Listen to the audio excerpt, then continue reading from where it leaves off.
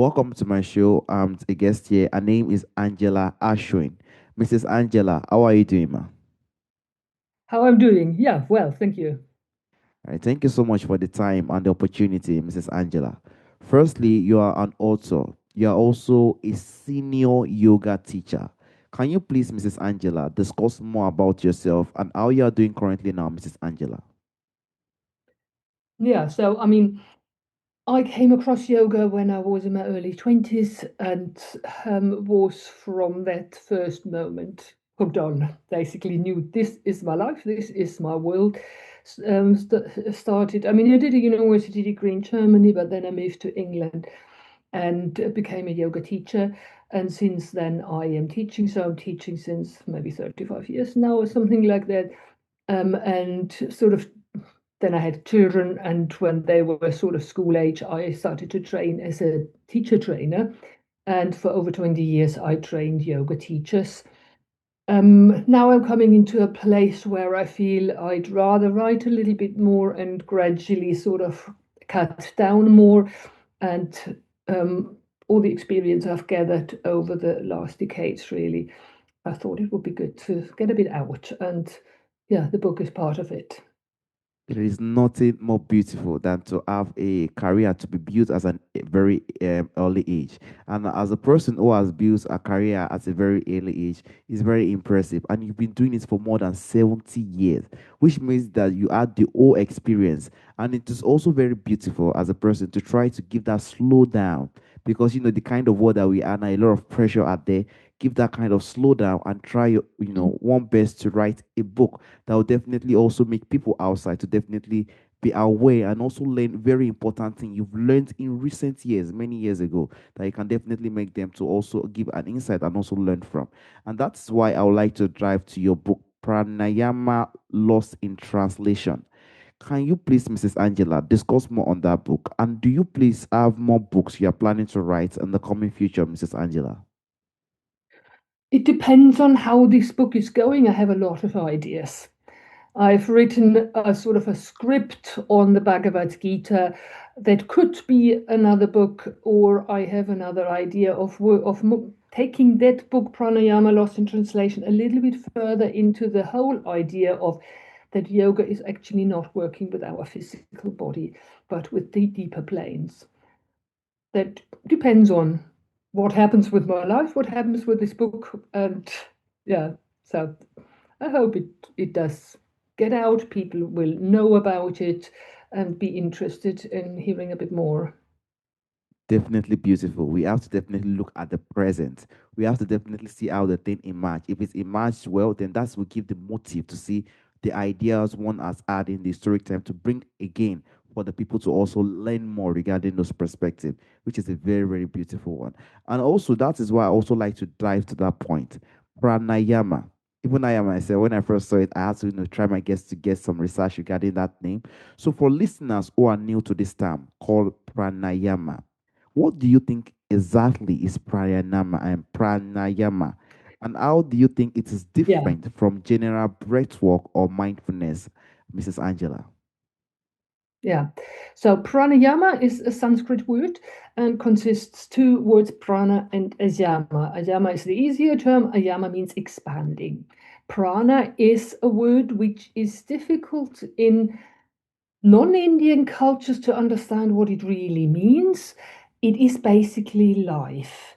Prana is that which, when entering an organism makes this organism alive, when that is an element. And that element, a subtle element, that entering a organism that becomes an alive being, whether it's a human, an animal, a plant, or whatever, and there is a moment when this prana leaves this organism again, and that is death. So that is the aliveness, life within. In a Western culture, we only speak about things we see and can touch. You can't see life, but it's obvious that there is life. One of the most obvious things, but you don't talk about it at all. And it's one of those terms where people have generally problems.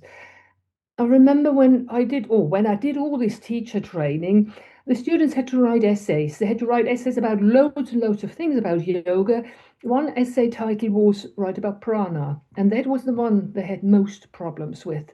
Because what is that really? This unsubstantial whatever. And when yoga first came, or was yoga texts or yoga teachings came to the West, this word prana and pranayama needed to be translated. And that word prana was therefore translated with the word breath.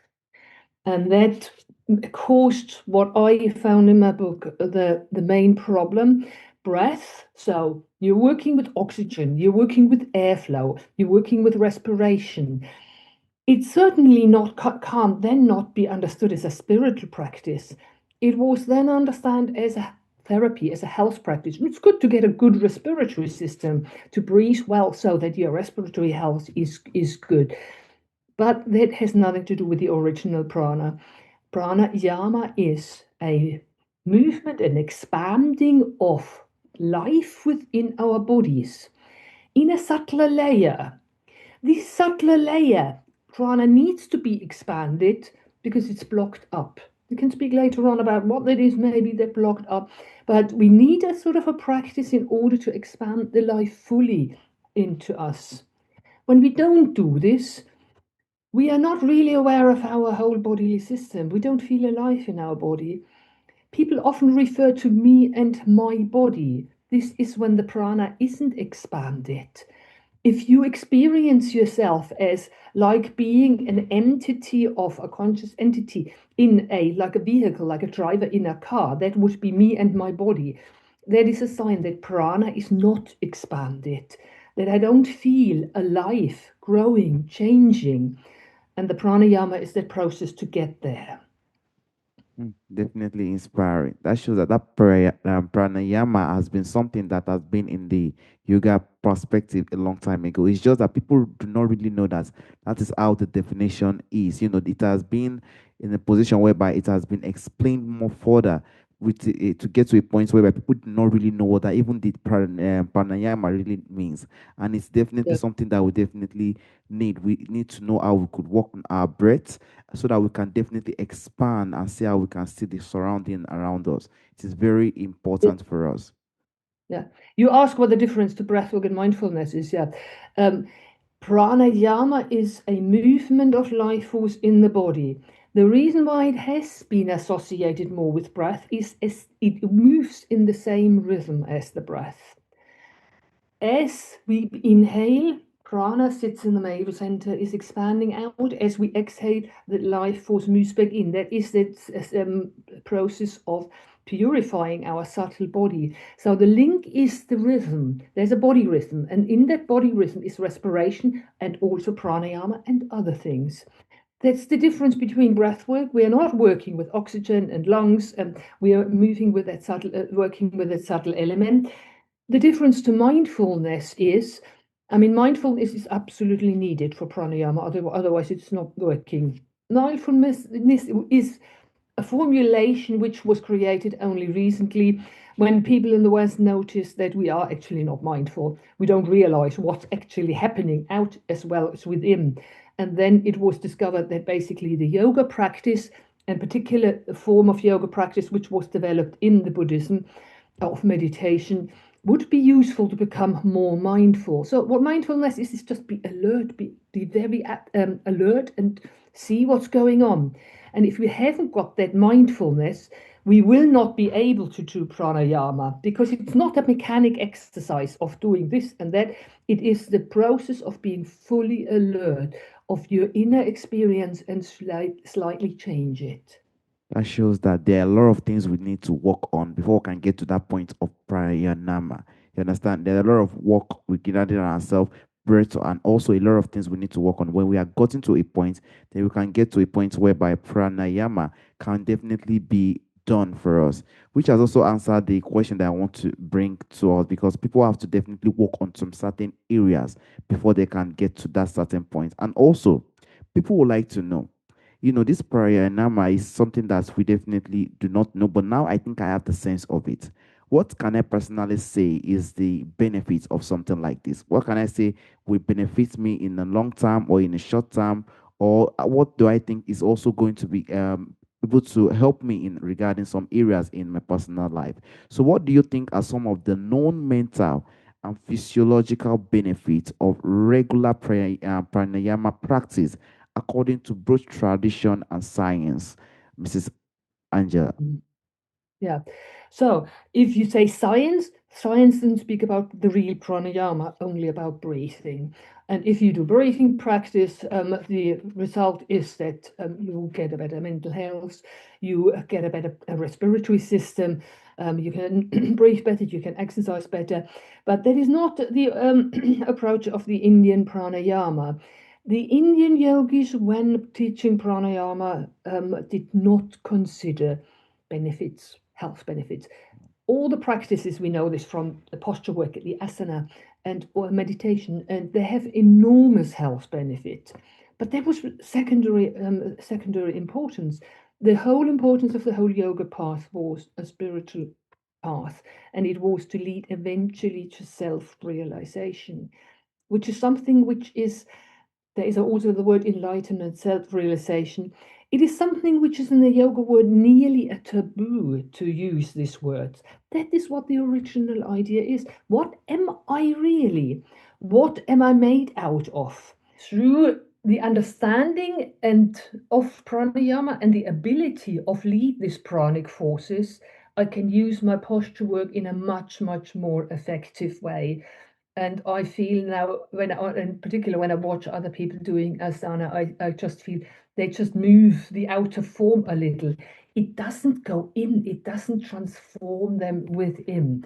And they firstly don't feel that beautiful in life, which you can do through yoga practice.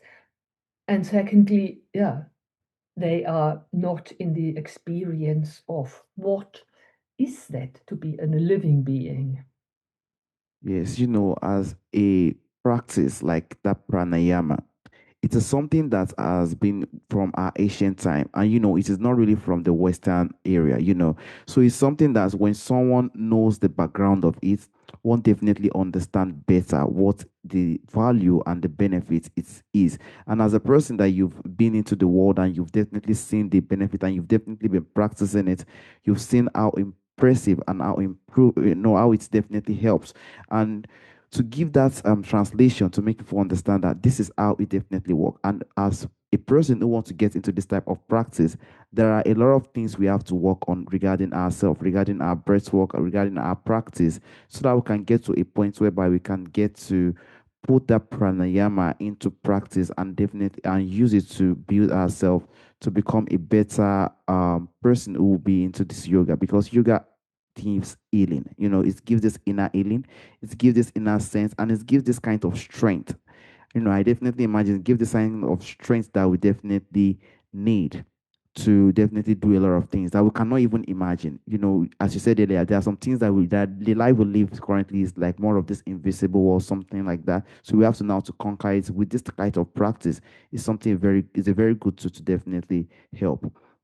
And also I would like to dive to your book, um, Pranayama Lost in Translation. From your book, Mrs. Angela, what do you think is the core message of your book? The deeper truth about breathwork that you hope every reader or listeners definitely walks away with, Mrs. Angela. Mhm. So that is on the blurb of the book here. Here is the book. There is a nice summary. That is actually what the editor did, but I found there is one sentence here which is really striking. And it says, "We seem to have forgotten what yoga is and where it comes from. In a way, we stole yoga from India and pretend it was ours." That's for the Westerner, really. And that is one of the main message which I want to give. Yoga, I mean, in the introduction, I think, story of having a school visit, year-old boy, and that was just a sort of a bring young people and people of all ages together. And then he asked me what I was doing, and I said, "Oh, yoga," and he knows what it is. And I talked a bit about yoga, and then I said something about India, and he said, well, what India? Why India?" And I said, "Yoga comes from India," and he said, "Really? I never knew about it." So I thought, okay, this is a 15-year-old boy there. She doesn't know. Then a teacher came along, a lady in her mid 40s, and the boy said to her, we're just talking about yoga. And the lady said, oh, I love yoga. I do yoga all the time. I visit all the classes. And then the boy said, I was just astonished that I didn't know that yoga came from India. And the teacher said, oh, I didn't know yoga came from India. And that was quite interesting. And the boy himself said, that is twisted. And we think yoga is stretching muscles. We think yoga is showing beautiful bodies and standing on the beach or in whatever places. Yoga is something entirely different. And that is one way on the book, via the entrance of the pranayama, where I want to show people yoga is something entirely different. Go and look. There's something much more precious there than what we in the West show. And I Mm. hope some people get the message.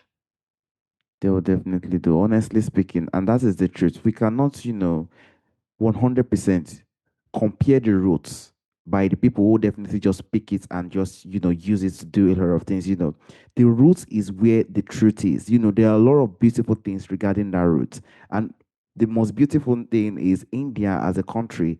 That is where the root is. They just pick some, and that is what they do. They will just pick some and bring it to the west, and they know that it's very important for every single person and use. And if we can just check deeper, we see how beautiful, we see how tremendously inspiring it is. Even this pranayama that you're speaking about, I never even knew about it as a person who even say I have, I usually say I have passion for yoga, stuff like that. And that shows how deep yoga is. That shows that there are a lot of things that there are a lot of healing regarding that perspective that can help us in many ways, whether it's in the stomach or giving to free ourselves. There are a lot of it, and we have to just try our best. This is not easy. Let us just try our best to check the roots. And that is why I love the book you brought out regarding those perspectives, regarding most especially the point of pranayama, to make people understand what it is and how they can also use it to help themselves regarding their breathwork, and also help themselves to become more calmer and having more peace regarding the body that they've had in their life. And there's also a question I normally ask during the end of the show, Mrs. Angela. From our forefathers, from our ancestors, there are a lot of beautiful things that do exist during our ancestral time that is missing in our time today. If there is anyone or anything you would like to bring back to our time today, Mrs. Angela, what do you think that thing will be, Mrs. Angela? To get rid of the human arrogance that we are all there is and we are the masters of this planet and we understand everything. Become humble. See what there is. Experience that there is an unexplicable life force. Experience that there are powers behind this universe which we referred in previous time in all cultures, which we are now poo-pooing on. Not just thinking I, and that's the most important thing in the whole universe. We are nothing. We are just a little grain in the big play of divine powers, and they're totally arrogance of sitting in this narrow view. Just a little story that was about 2 weeks ago. I was at a wedding of a nephew of mine, and the main speech was given by a Protestant vicar. And he was asked to talk about a poem, and in the poem there was the word God. And the Protestant vicar came to this place where the word God was and apologized and said, oh, this is an old poem. Some people talked about God then. Today we talk about happiness and community with us. A Protestant vicar needs to apologize to use the word God. And I just thought, who else should if you can't? Can't we see that we are just tiny flocks being held by something much grander? Can't we see this? No, we are. And then what is the result? If we see us as so important, we destroy the planet, and that's we are now, and ourselves with it. Beautiful. I completely agree. The world that we are living in, I feel like we're just like the tool.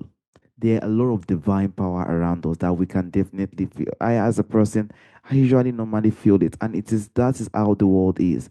We have to understand these little things. We are just like nothing, because let us imagine the last years or recent thousands of years. We see the development, and now we are in a phase that shows that those people that have developed it, they are just like the tool, and those things they are just. I just feel like there's a lot of forces that are just there that are above us. We shouldn't feel like we are the one that have every no. Humility is important. It won't take anything away from us. If we are Mhm. humble, we show kindness to each other, I think the world will Yep. be in a very better place. Is what we Mhm. need. This world is not for us. Even if God, even if I'm even brought, even if I am opportuned to be at the top, that hey, this guy is everywhere. I know I am not the one. I know there is Mhm. something behind it. I know Yeah. that is just the truth, and that thing definitely knows what he or she or the reason he picked me to get to that point, and he also know what he wants to gain out of it, and that is the beauty. We are just like the tool to just bring out the visibility of the world, and we need to use that with humility, kindness, so that what one do for us, we could definitely do it for others, and also try our best to lift other up to definitely make the world a better place. Yoga is very beautiful. I Yeah. 100% agree. It's very beautiful. And getting Mm. more sense and understanding it more better, there is nothing more beautiful than that. Because if one has loved someone, something, the best is one to just definitely try to look more regarding that. And I love the book you've written, which talk about something that people do not really know outside. Pranayama. Very beautiful. Mhm. I also want to honestly, from the bottom of my heart, thank you for the time and the opportunity and the patience, because I know it's definitely not easy. I should that shows that you are definitely a very humble and kind person. So thank you so much for the time, the opportunity, and giving the time to speak on this topic. Thank you so much, Mrs. Angela. You're giving me the opportunity. Thank you very much.